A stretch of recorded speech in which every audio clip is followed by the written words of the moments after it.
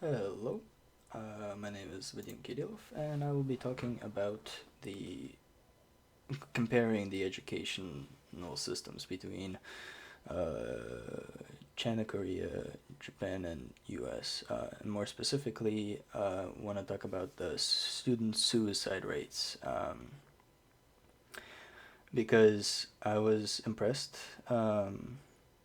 by all the modules we had to learn about, mostly specifically Korean and Chinese educational systems, which to me, having grown up in the U.S., is staggeringly different uh, for what I'm used to, and I just thought that such type of education must take a toll on you as a student.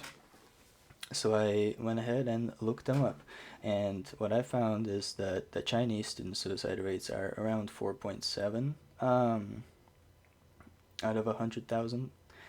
The Korean student suicide rates are the highest at 7.1. Uh, the Japanese only have 1.7, and the US suicide rates were a bit blurry, but I found the number of point 0.6.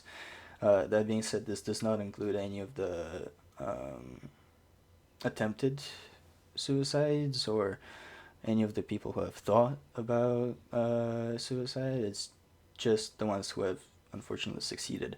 Um, and I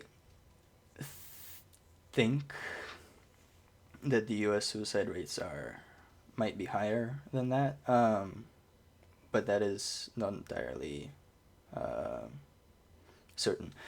I was surprised though to find that the Korean student suicide rates are higher than that of Chinese because, at least from the way it seemed, the Chinese educational system seemed harsher on one's body and mind than the Korean one. But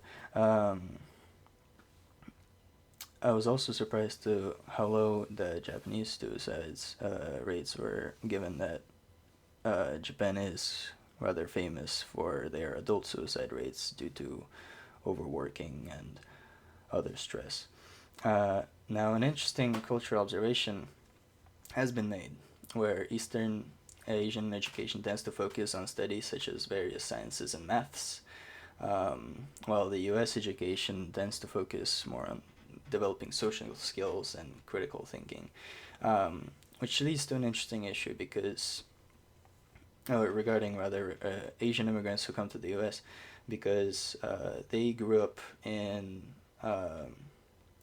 under East Asian educational system, which does tend to be rated much higher than the U.S. Test score wise, and they then have kids here in the U.S. Who attend American schools and um, they get stereotyped because of their parents. And their parents are smart, and they try to force that on their children as any other parent would, their ways of life and learning. Um, but it sometimes doesn't work, and the Asian American students who grew up in an American educational system, uh, they tend to be smarter in a different direction than they're expected to be by both their parents and everyone else at school.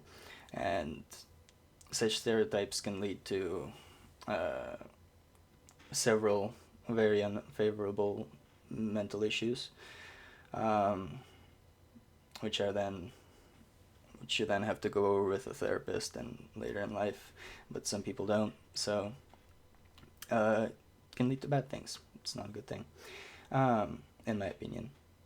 And my question is, I guess, is considering the greatly different approaches to education, is where would you like your children or your potential children, or even if you don't have children or don't want to have children, if you had children, where would you want them to grow up learning between the U.S., China, Korea, and Japan?